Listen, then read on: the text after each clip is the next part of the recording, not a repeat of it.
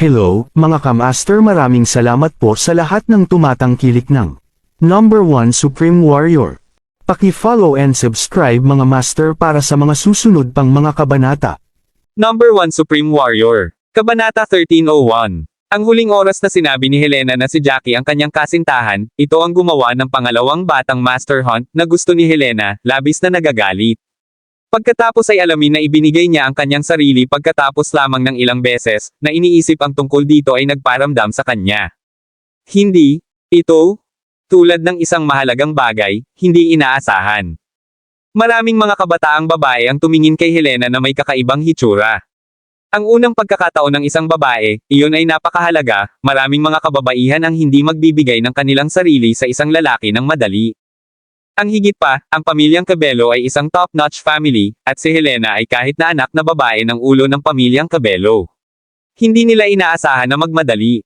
Wala akong pakialam, hanggat handa siyang mag-asawa ay magiging maayos ako dito.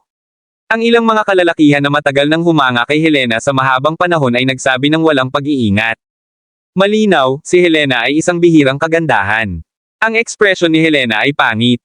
Upang mapupuksa ang pag-agaw ng Young Master Hunt, sinasadya niyang sabihin ito, para lang siyang sumuko.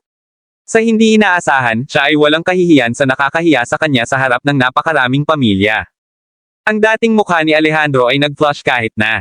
Alam niya kung bakit hahayaan ng kanyang anak na babae ang mga ganitong salita, ngunit ngayon maaari lamang niyang mabulok ang kanyang mga ngipin at patuloy na pigilan ang kanyang galit.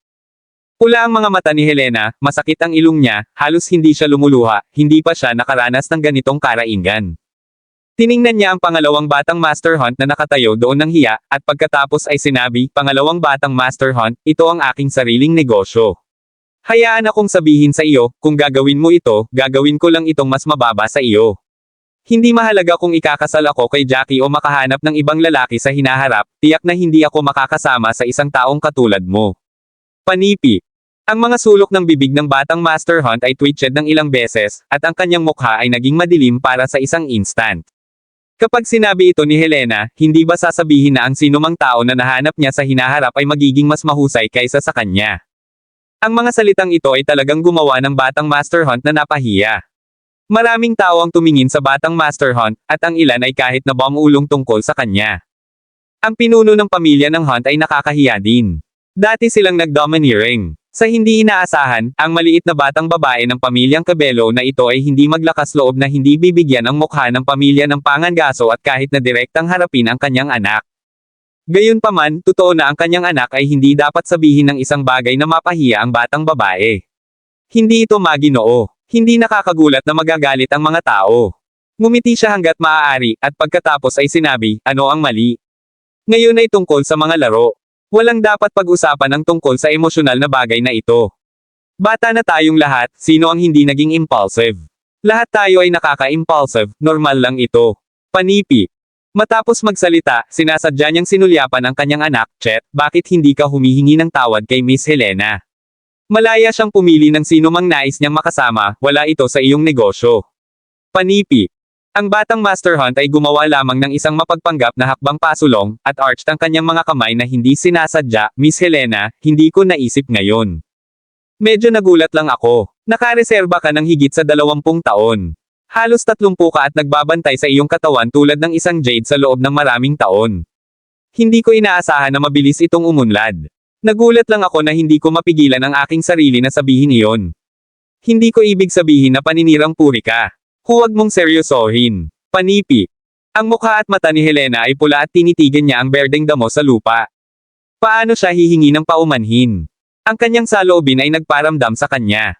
Kabanata 1302. Si Helena ay nakikipaglaban sa isang panloob na kaguluhan. Tila hindi niya binibigyan ang mukha ng Hunt Family Master. Ito ay gagawa ng Master Hunt na napahiya at mapataob. Naramdaman niya ngayon na nakasakay siya sa isang kabayo. Sumimangot si Jackie. Alam niya kung ang mga bagay ay patuloy na pupunta sa ganitong paraan ay magtatapos ito ng masama. Ang pamilya ng pangangaso ay tiyak na may hawak na sama ng loob. Ang mga tao ng pamilyang Cabello ay malinaw na hindi alam kung ano ang gagawin.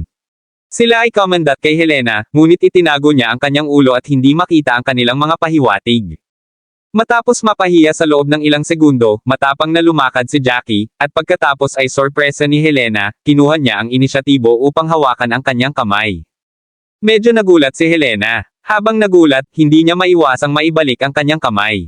Ngunit hinawakan ni Jackie ang kanyang kamay na mas magaan, ngumiti sa kanya, at sinabi ng may banayad na pagpapahayag, Helena, walang dahilan upang magalit. Humingi ng tawad si Master Chet, kahit na ang paghingi ng tawad na ito ay hindi masyadong taos-puso, ngunit maganda ito na maaari siyang humingi ng tawad sa iyo. Panipi. Namula si Helena at nakaramdam ng kaunting nerbiyos. Gaano katindi ang tawag sa batang ito sa kanya. Mabilis siyang nagreaksyon at nakipagtulungan sa isang ngiti, at pagkatapos ay sinabi kay Young Master Hunt, okay, hindi ako gaganapin ng sama ng loob, inaasahan kong hindi gagawa ng gayong pag-aalsa si Young Master Hunt. Tulad ng sinabi ng iyong ama, ang mga kabataan sa kasalukuyan ay dapat na bukas isip. Panipi. Pagkatapos magsalita, sinasadya ni Helena na tumingin kay Jackie. Marami sa mga kabataang lalaki doon ay tumingin sa kanya ng inggit. Huwag kang mag-alala, Helena, hindi namin alam kung ano ang mangyayari sa hinaharap, ngunit sa ngayon, tatayo ako sa tabi mo. Inilabas ni Jackie ang kamay ni Helena at tumayo. Nang makita ni Daniela ang eksenang ito, kahit na nasaktan ang kanyang puso, medyo ginhawa siya, masasabi niya sa kanilang dalawa na sadyang kumilos para sa iba. Hindi bababasa, pinatunayan ng mga salita ni Jackie na ang dalawa ay nasa isang romantikong relasyon, at pinipilit nito ang batang master na nangangaso na ikulong ang kanyang bibig. TSK, hindi magandang ipakita ang pagmamahal sa harap ng lahat. Ang mga laro ay napakamalupit. Natatakot talaga ako na pagkatapos ng iyong tugma, kayong dalawa ay hindi makalabas ng buhay. Panipi. Ang panganay na Panginoon ng pamilyang Hunt, ay pinapanood ang lahat ng ito sa katahimikan, tulad ng isang bystander, na nagbibigay sa mga tao ng isang pakiramdam ng lamig. Huwag kang mag-alala, kahit na ang aking base sa paglilinang ay hindi masyadong mataas, naniniwala ako na hindi ito dapat maging isang malaking problema na lumabas na buhay. Napangiti si Jackie nang marinig niya ang mga malamig na salita, na parang hindi niya ito pinansin. Haha, well, gusto ko ang tiwala mo. Tumawa si Master Hunt, at pagkatapos ay sinabi, sa kasong ito, inaasahan kong makakatagpo ako ng isang kalaban tulad mo sa panahon ng laro. Sa mga sandali lamang, dumating din ang pamilyang Canmore at pamilya Lucas. Ang pangkalahatang lakas ng pamilyang Canmore ay hindi mas mahina kaysa sa pamilya ng Pangangaso, at ang pagiging epektibo ng labanan ng pamilyang Lucas ay bahagyang mas mahina kaysa sa pamilyang Canmore. Ang dalawang pamilya ay malinaw na kabilang din sa tuktok ng 8 pamilya ng Anino, na labis na advanced. Kabanata 1303. Okay, lahat ay narito, hayaan mo akong pag-usapan ang mga patakaran ng kompetisyon na ito. Si Jared Hunt, ang pinuno ng pamilyang Hunt, ay tumingin sa karamihan, at pagkatapos ay lumipad na may mabagal na tinig. Ang kanyang boses ay sumasalamin sa buong karamihan. Nang marinig ito ng lahat, tiningnan nilang lahat ang may-ari ng pamilya Hunt. Walang nakakaalam tungkol sa mga patakaran ng laro, maliban sa ilang mga miyembro ng pamilya Hunt. Sa ilalim ng tingin ng lahat, sinabi muli ni Jared, sa oras na ito ang laro ay napakasimple. Ang laro ay tatagal para sa isang kabuoang 1 buwan. Dapat nakita ng lahat ang kagubatan sa harap namin. Maraming mga monsters at masiglang damo sa loob nito. Sa mga ordinaryong panahon, binabantayan ito ng aming pamilya ng Pangangaso, at kakaunti ang mga tao na maaaring makapasok dito. Naglagay kami ng maraming itim na kahoy na palatandaan sa tuktok ng bundok pati na rin sa kagubatan, na umaabot sa 10,000 piraso. At sa oras na ito ang iyong laro ay upang makuha ang mga palatandaan ng kahoy. Sino mang sumamsam sa pinakakahoy na mga palatandaan ay ang unang lugar sa individual na kompetisyon. Panipi. Sa puntong ito, tumahimik si Jared ng ilang sandali bago magpatuloy. Pagdating ng oras, ang mga kalahok ng isang pamilya ay dapat ding ibigay ang mga token na nakuha nila na gagamitin upang makalkala ang kanilang paglalagay, at sa makatuwid ay naiuri ang mga ranggo ng pangkat ayon sa ang kabuoang mga token na nakuha ng mga kalahok ng pamilya. Magkakaroon din ng mga gantimpala ayon sa ranggo na ibinigay sa iyo. Panipi. Nang marinig ito ni Master Lucas, sumimangot siya, humakbang pasulong at tinanong, kaya, sa oras na ito ang tugma ay hindi isang tugma sa singsing, at walang magiging isang sitwasyon. Hindi ba nangangahulugang kapag bumagsak ang oras ng gabi, malamang na ang isang individual ay kailangang labanan ang isang buong pangkat? O marahil dalawang iba't ibang mga pangkat na nakikipaglaban sa isa't isa? Panipi. Si Master Canmore ay mayroon ding isang solemn na expression, Master Hunt, kung mananatili tayo sa mga lumang patakaran at pinapayagan ang pagpatay sa kompetisyon na ito, hindi ba ito ang format ng kompetisyon na ito ay masyadong malupit? Hindi ito maiiwasang haantong sa pagkamatay ng hindi mabilang na mga masters. Panipi. Haha, dalawang masters, hindi ba bahagi ng kamatayan at bahagi ng buhay? Pagkatapos ng lahat, ang kompetisyon na ito ay isang proseso ng kaligtasan ng pinakamababang. Ang bawat tao ay kailangang tretuhin ng marahan ng kamatayan. Panipi. Tumawa si Jared, nagsasalita na parang namamatay ay walang iba kundi isang simoy. Gayunpaman, maraming mga miyembro ng pamilya ang nagkaroon ng madilim na ekspresyon. Alam nilang lahat na ang pamilya ng Pangangaso ay hindi natatakot. Ito ay dahil ang pamilya ng Pangangaso ay may maraming mga masters, at maraming mga tao na pinamamahalaang upang maabot ang totoong antas ng Diyos. Marami rin silang tao. Pinamamahalaang upang maabot ang yugto ng rurok ng antas ng demigod.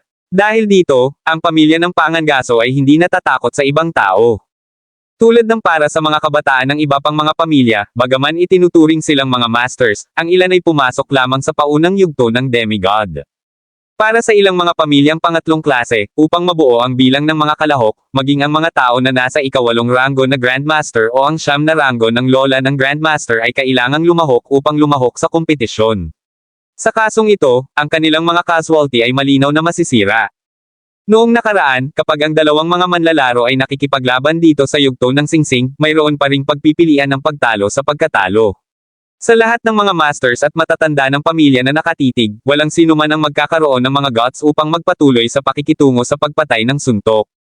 Ngunit ngayon, ang pamilya ng Hunt ay nagnanais na ilagay ang lahat ng mga paligsahan sa kagubatan at ang malaking bundok sa harap. Hindi sila makapasok at panoorin ito. Mahirap malaman kung ano ang mangyayari sa loob. Bukod dito, maaari mong patayin ang want-only sa loob. Kung ang isang pangkat ng mga tao mula sa pamilyang Hunt ay nakikita ang Panginoon ng isang tiyak na pamilya at parang hindi sila nasisiyahan sa kanila, ang Panginoon ng tiyak na pamilya ay tiyak na mapapalibutan at papatayin. Ang pinakamahalagang bagay ay ang tagal ng kompetisyon ay napakatagal. Sa isang buwan, ilang tao ang mamamatay.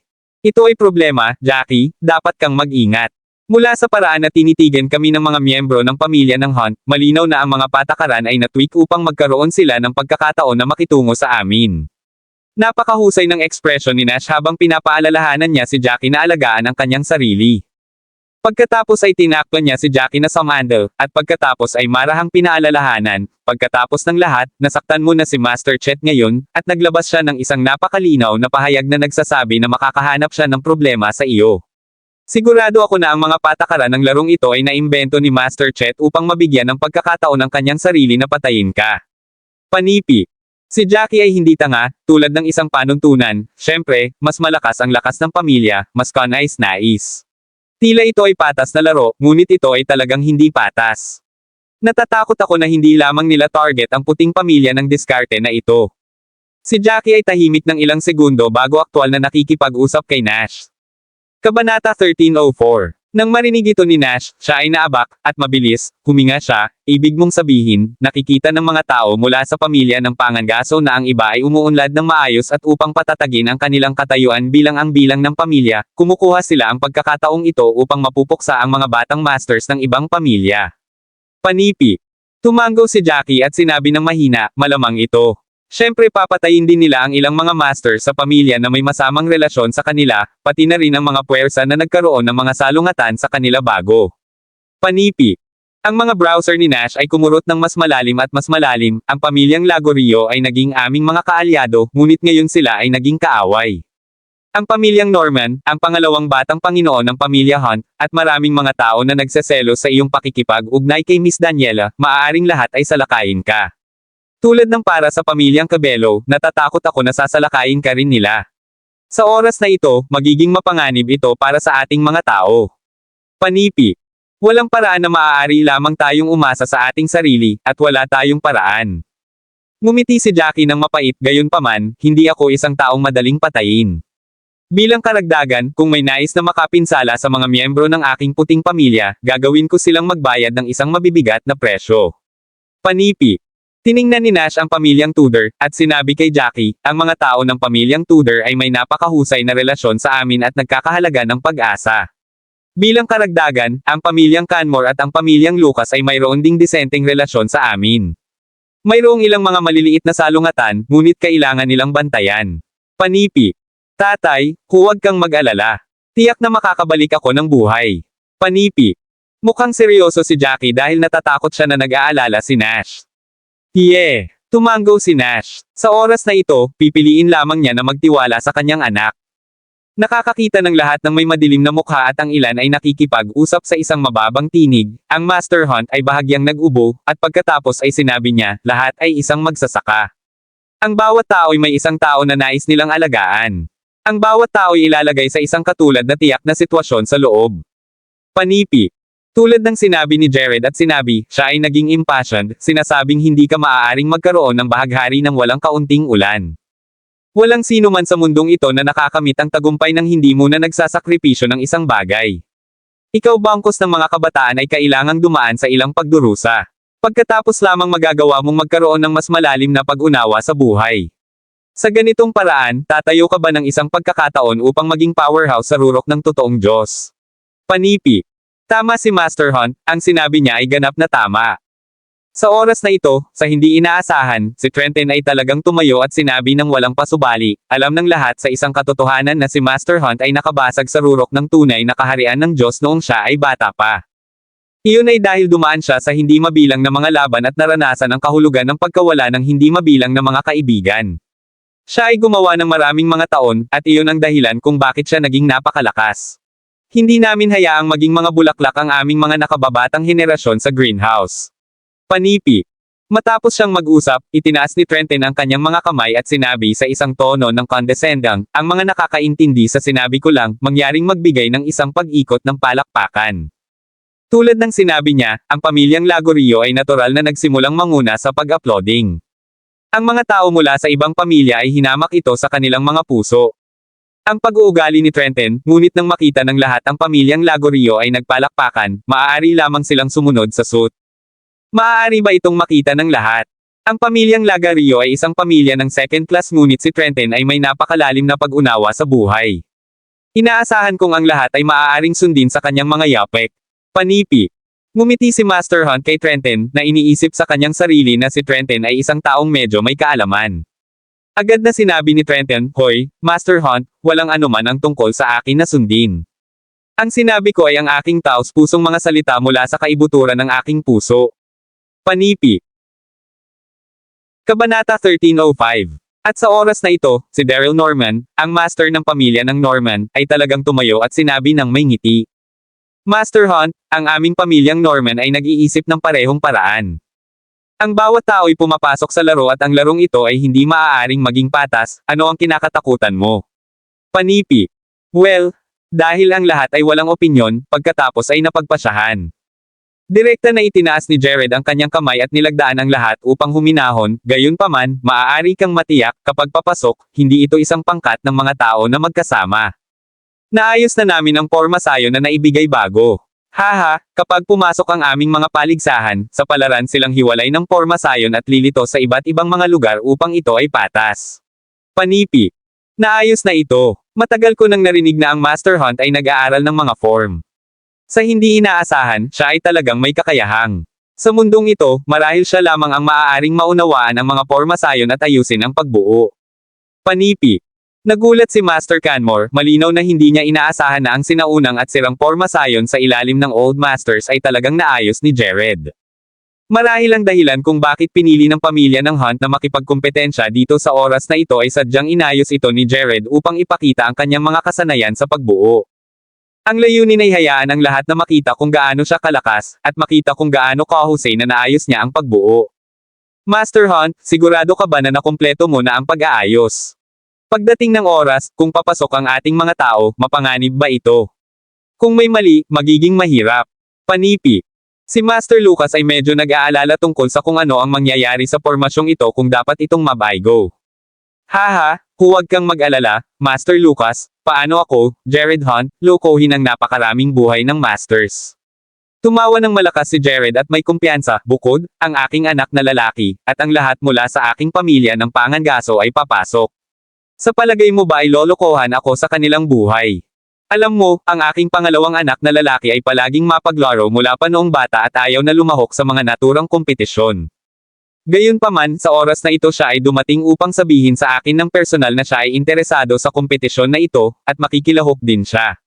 Panipi. Hindi alam kung sinasadya o hindi, nang sinabi niya ito, sumulyap din si Jared kay Jackie.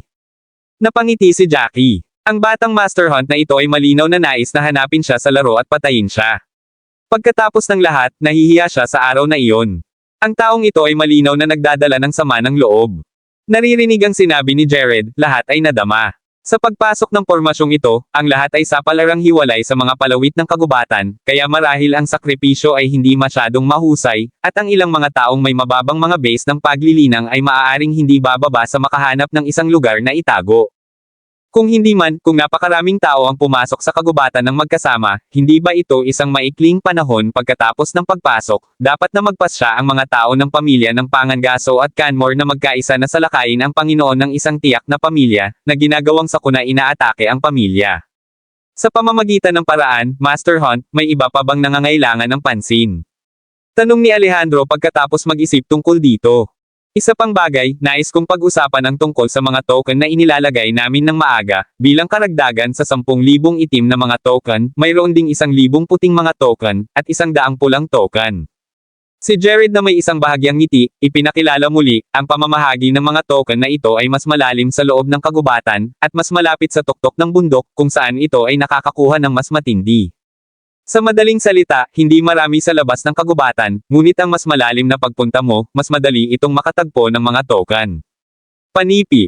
Kabanata 1306. Matapos isipin ni Nash ang tungkol dito, hindi niya maiwasang tumayo at i-arch ang kanyang kamay kay Jared. Dare ko na tinanong ko si Master Hunt, sa pagitan ng mga itim, puti at pulang token, mayroon bang partikular na pagkakaiba? Kung hindi man, bakit ito nahahati sa 3 magkakaibang kulay? Panipi. Biglang tumawa si Jared, syempre may ilang mga pagkakaiba-iba. Ang itim na token na ito ay katumbas ng isa sa kanyang sarili, habang ang puting token ay katumbas ng 10 itim na token. Bagaman mayroon lamang ilang mga pulang token, ang isa sa mga ito ay katumbas ng 100 itim na token. Sa makatuwid, kung ikaw ay sapat na maswerteng upang makakuha ng isang pulang token, kung gayon ito ay katumbas ng pagkuha ng 100 itim na token. Sa puntong ito, tumahimik si Jared bago magpatuloy, kailangan kong sabihin muli, na hindi lamang mayroong higit pang mga token na mas malalim na iyong pinasok, ngunit mayroon ding mas puti at pulang token na ipinamamahagi sa loob. Sa makatuwid, sa larong ito, bukod sa sariling lakas, kakailanganin din ng isang tiyak na halaga ng swerte. Panipi. Matapos ipaliwanag ni Jared ang lahat ng mga patakaran at iba pa, tiningnan ni Jared ang 2 nakataas na mga pintuan ng bato na hindi malayo, at pagkatapos ay sumigaw ng malakas, buksan ang porma sayon. Panipi. Bigla, ang 2 matatanda ng pamilyang Hunt ay lumipad at dumating sa gilid ng gate ng bato. Ang isa sa kanila ay kumuha ng isang medium grade na espiritual na bato at inilagay ito sa isang guwang na puwang sa pagitan ng mga haligi ng bato. Habang inilalagay ang bato ng espiritu, ang mga pintuan ng bato ay gumawa ng isang nakakahiyang tunog, at agad na isang nakakatakot na alon ang kumalat, na may isang asul na ilaw na kurtina na lumilitaw na patuloy na kumalat. Sa sorpresa ng lahat, talagang nabuo nito ang isang kalangitan na asul na kurtina na sumasakop sa buong kagubatan at mga bundok sa loob nito, pagkatapos nito ay hindi na makita ng lahat ang sitwasyon sa loob. Mukhang ang sinaunang porma sayon na ito ay talagang naayos ni Master Hunt. Nakapagtataka talaga iyon. Panipi. Maaari niya itong ibalik muli. Kung hindi man, ang pamana ng pormasyong ito ay hindi na muling makikita. Panipi. Maraming mga tao ang tumitingin sa napakalaking kalangitan asul na ilaw na kurtina sa harap nila, at hindi maiwasang magbuntong hininga, lalo na ang ilang mga matatandang lalaki na nadama na kung masasaksihan nila ang gayong eksena sa buhay na ito, kung gayon ang buhay na ito ay hindi magiging walang kabuluhan. Master Hunt, dahil ang pagbuo na ito ay sumasaklaw sa kagubatan at mga bundok sa loob, hindi ba natin ganap na hindi makita ang sitwasyon sa loob? Kaya ano ang punto ng pagbuo na ito? Panipi. Matapos mag-isip tungkol dito, hindi makakatulong ang master ng pamilyang Lucas ngunit tanungin si Jared. Ngumiti si Jared, at pagkatapos ay sinabi, ang layunin ng pormasyong ito ay upang ikalat ang mga taong pumapasok ng random sa iba't ibang lugar. Habang hindi namin maaaring makita ang tukoy na sitwasyon sa loob, makikita natin mula sa light screen na ito sa itaas, isang bilang ng mga tuldok, na maaaring magpakita ng pangkalahatang sitwasyon ng paligsahan sa loob. Kung ang ilang mga tuldok ay biglang kumislap ng ilang beses, bago mawala, kung gayon ay nangangahulugang patay na ang tao. Panipi. Matapos marinig ito, hindi maiwasang tumango si Master Lucas, nakapagtataka talaga ang pormasyong ito. Hindi ko inaasahan na makakakita ito ng katayuan ng mga tao sa loob, patay man sila o buhay. Panipi. Sinabi rin ni Jared na may damdamin, ang pormasyong ito ay talagang hindi kamangha-manghang. Ayon sa aking pananaliksik at pag-unawa sa mga pormasayon, dapat mayroong ilang mga pormasayon na maaaring mag-teleport ng mga tao sa isang tiyak na lugar sa isang instant. Ang ganitong mga pormasayon ay tinatawag na mga form ng teleportation, ngunit ang mga ito ay masyadong komplikado. Ang aklat na mayroon ako ay naglalaman lamang ng ilang mga simpleng talaan, sa gayon walang paraan upang makakuha ng anumang karagdagang impormasyon. Panipi. Kabanata 1307. Na nagsasalita tungkol dito, tumahimik si Jared bago magpatuloy, gayunpaman, mula rito, maaari kong tapusin na dahil mayroong isang napakalakas na pormasayon sa nakaraan, dapat itong sabihin na dapat mayroong mga diskarte sa paglilinang na. Maaaring linangin sa antas ng langit, at ang base ng paglilinang ng langit ay tiyak na umiiral bago. Panipi tuldok. Ang elder ng pamilyang Cabello, na bihirang magsalita, malinaw na naging medyo nasasabik matapos itong marinig ito. Hindi niya maiwasang lumakad ng ilang beses at pagkatapos ay sabihin sa mga tao. Tama si Master Hunt. Maaari ko ring tapusin na ang pamamaraan ng paglilinang sa antas ng langit at ang base ng paglilinang sa antas ng langit ay tiyak na umiiral, ngunit hindi na sila matatagpuan ngayon. Panipi. Oh, ito ba talaga? Mayroon ka bang katibayan ng nakatatandang Cabello na ito? Panipi.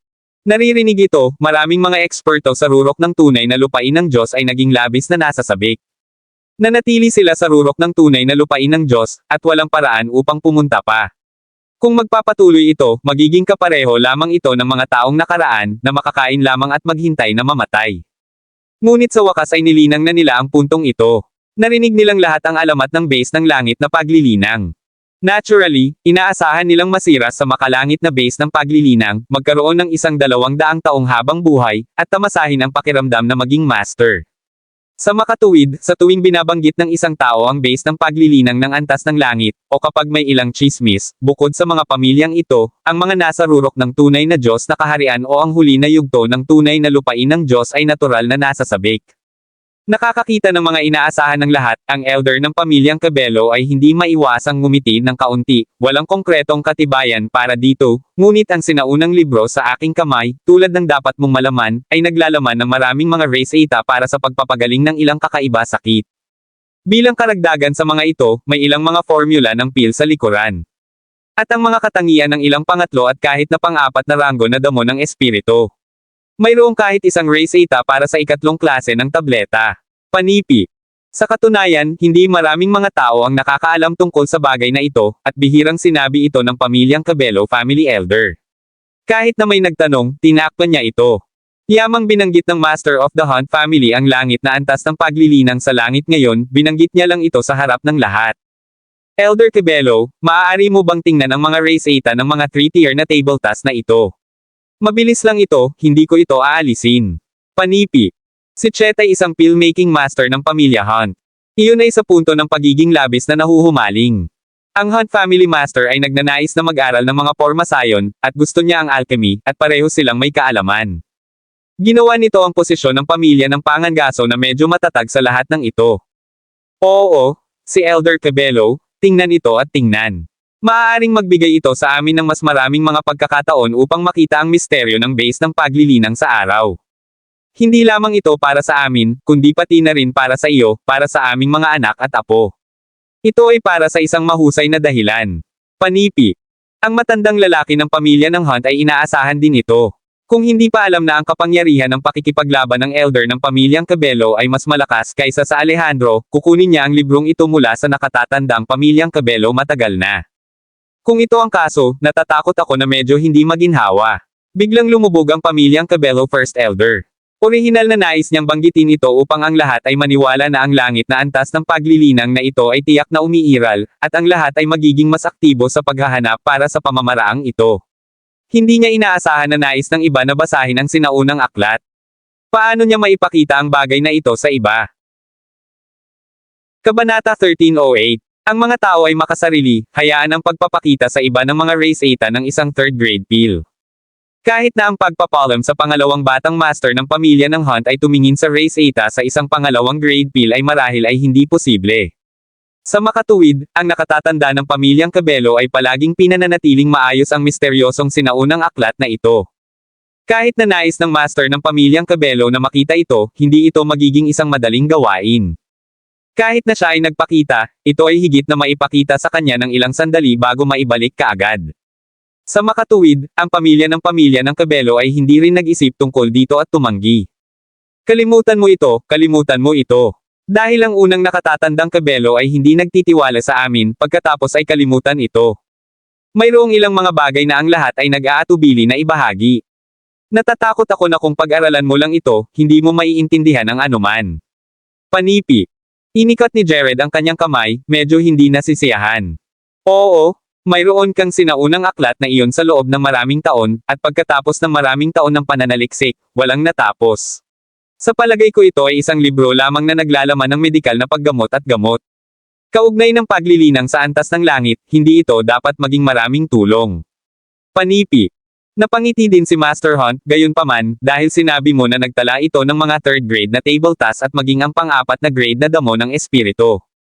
Maaari itong ma-infer na tiyak na umiiral ang isang base ng paglilinang sa antas ng langit.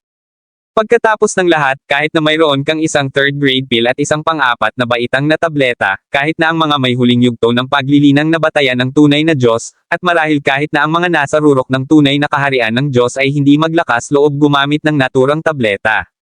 Ang enerhiya ay dapat na napakalakas. Panipi. Okay? Okay?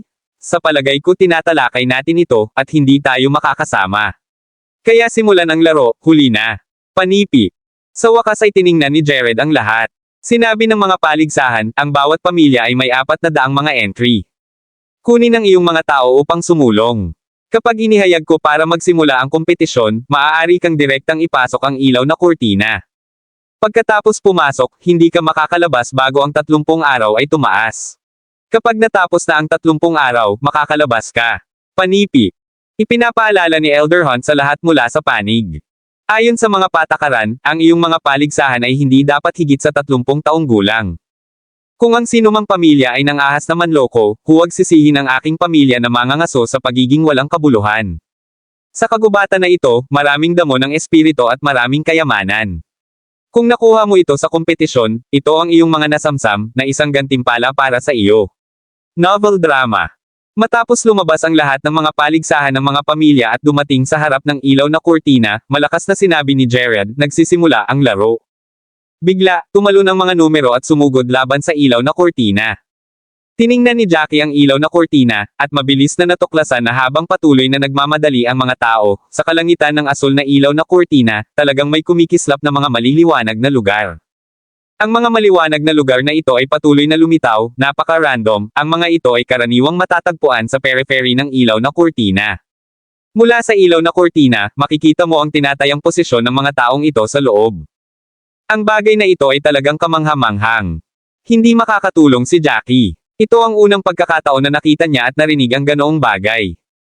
Hayaan mo, magmadali. Maraming kayamanan sa loob nito. Panipi. Naglakad si Daniela sa tabi ni Jackie. Matapos ang isang sulyap sa kanya, lumipad siya, nakaharap sa kalangitan asul na ilaw na kurtina at sumugod dito. Ang batang babae. Ngumiti si Jackie, lumipad, at nagmamadali. Ang ilaw na kurtina na ito ay tila hindi nakakahadlang sa anuman. Matapos magmadali, naramdaman lamang ni Jackie ang isang bulaklak sa harap niya, at talagang lumitaw siya sa isang kagubatan. Tumitingin sa paligid, ngumiti si Jackie ng bahagya. Mas maaga pa, maraming mga miyembro ng White Family ang sumugod sa kanya, ngunit pagkatapos nilang pumasok, sila ay random na na-teleport sa ibang mga lugar, at kailangang humanga si Jackie kung gaano kakilakilabot ang pagbuo.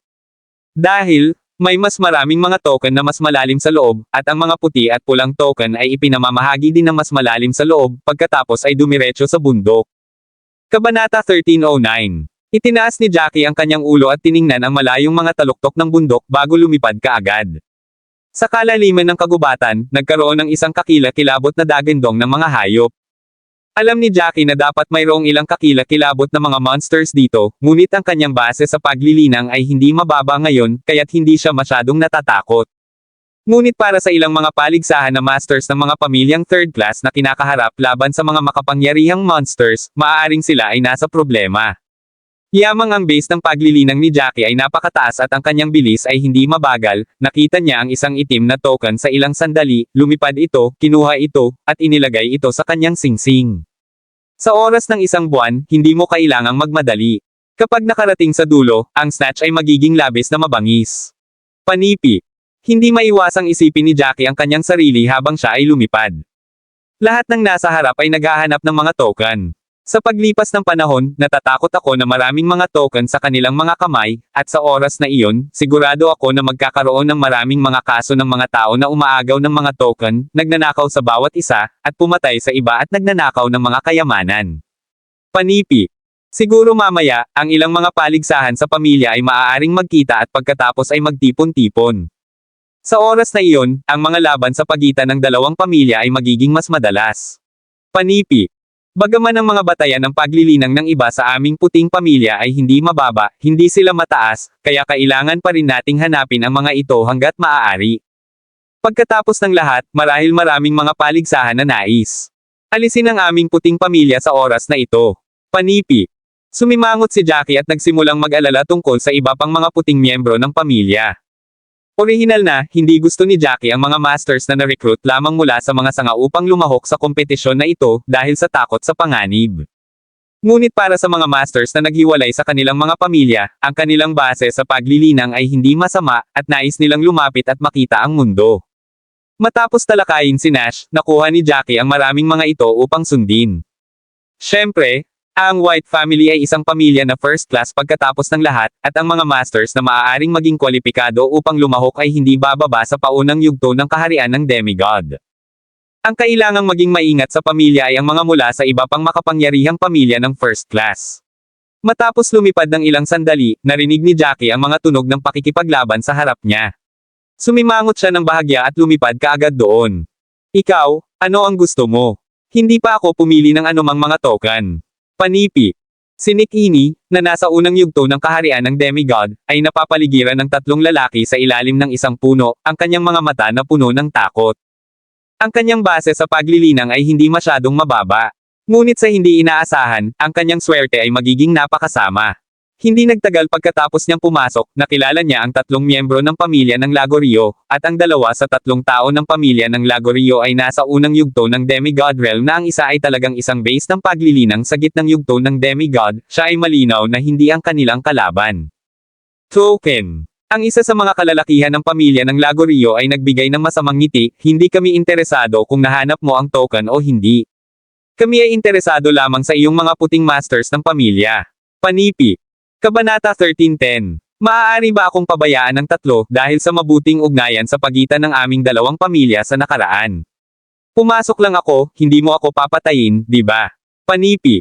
Si Nick Ini ay pinalubha. Sa wakas ay nanalo siya ng pagkakataon na lumahok sa kompetisyon at nais na mapahamak ang sarili, at kahit na nais na makahanap ng ilang mga kayamanan sa loob nito upang makita kung mapapabuti niya ang antas ng paglilinang. Hindi niya inaasahan na may target kaagad sa pagpasok. Bukod dito, ang tatlong tao ng iba pang partido ay napakaswerte, talagang nakilala nila ang mga tao mula sa kanilang sariling pamilya. Walang paraan, maliit na kagandahan, ang ugnayan sa pagitan ng dalawa ay mabuti sa nakaraan. Ngunit ngayon, bago tayo magtapos, paulit-ulit na sinabi sa amin ng aming Panginoon na kung may pagkakataon na matugunan ang puting pamilya, lalo na ang mga nag-iisa, patayin lamang sila ng direkta, hindi na kailangan ng pag-aalangan. Panipi. Ang isa sa mga kalalakihan ay nagbigay ng isang masamang ngiti, at maingat na tiningnan si Nick Ini sa harap niya. Ang katawan ng batang ito ay nasa mabuting kalagayan, hindi ko maalala, kailan ang puting pamilya ay may ganoong Panginoon. Ang isa pang Lagorio family master ay ngumiti at sinabi, ang batang babae na ito ay may magandang figure. Kung papatayin natin siya ng ganito at wala siyang token, hindi ba ito masyadong masama, masyadong nausayang ng espiritual na enerhiya? Pumasok lang ang lahat, hindi ba mas mahusay na makahanap ng isang bush at ibigay sa kanya? Ang iba pang dalawa ay sumulyap sa bawat isa, at tumanggo sa pag-unawa, lumakad papunta kay Nick Ini. Pinaikit ni Jackie ang kanyang kamao at malapit ng magmadali. Gayunpaman, ang hindi niya inaasahan ay sa sandaling ito, isang figure ang lumitaw na hindi malayo, at sinabi ng galit. Ano ang nais mong gawin? Manggahas kang gumawa ng aksyon laban sa aming puting pamilya, dapat kang tumingin. Para sa kamatayan. Panipi. Si Sally ay tila nasa base ng paglilinang ng gitnang yugto ng demigod. Gayunpaman, hindi alam kung siya at si Nick Ini ang magiging mga kalaban ng tatlong Lagorio family masters. Sister Sally. Ito ay Sally. Masaya si Nick Ini, ngunit sumimangot kaagad pagkatapos. Matapos niyang makilala si Sally sa bahay ng host, ang dalawa ay may magandang relasyon, ngunit kahit na ang dalawa sa kanila ay pagsamahin ang mga puwersa, nag-aalala din siya kung sila ang magiging kalaban ng tatlong Lagorio Family Masters. May isa pang puting miyembro ng pamilya, ano ang dapat kong gawin? Matapos makita si Sally, ang isa sa mga kalalakihan mula sa pamilyang Lagorio ay sumimangot, ang kanyang mukha ay medyo hindi maganda. Ano ang kinakatakutan mo? Wala sa amin tatlo ang may mababang mga base sa paglilinang, hindi sa banggitin, mayroon kaming isa pang tao kaysa sa ginagawa nila. Ang tao sa gitnang yugto ng kaharian ng demigod, na may malakas na tiwala sa kanyang pagiging epektibo sa labanan, sinabi ng may malamig na ngiti. Si Nick Ini, sa tatlo, dalawa sa kanila ay nasa paunang yugto ng demigod realm, at isa sa mga gitnang yugto ng kaharian ng demigod. Bagaman nasa paunang yugto ako ng kaharian ng demigod, hindi ako dapat magkaroon ng problema sa dalawang paunang yugto ng kaharian ng demigod. Ang isa pa, iiwan ko ito sa iyo. Panipi. Matapos pag-isipan ito, sinabi ni Nick Ini kay Sally na mas maaga, ang iba pang tatlong tao ay lihim na sinuntok siya kapag hindi siya binibigyang pansin. Nasugatan na, maaari lamang niyang planuhin ang pagngangalit ng kanyang ngipin at labanan. Sa hindi inaasahan, ngumiti si Sally nang walang pasubali, huwag kang mag-alala, ang mga taong ito ay naghahanap lamang ng kamatayan. Matapos magsalita, pinalo ni Sally ang kanyang kamao at dumiretso para sa tao sa gitnang yugto ng kaharian ng demigod. Nakilala ko ang dalawang kagandahan ng sabay-sabay. Ito ay ibinigay sa atin ng Diyos. Dapat kayong dalawa na makitungo sa isang nasugatan, dapat itong walang problema upang patayin siya. Pagkatapos nito ay dumating at sumali sa akin upang harapin ang isang ito na may mataas na antas ng paglilinang. Panipi.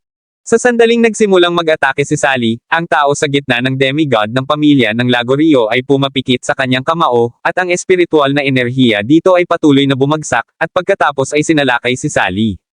Huwag kang mag-alala, Master Lagorio, iwanan ang babaeng ito sa aming dalawa.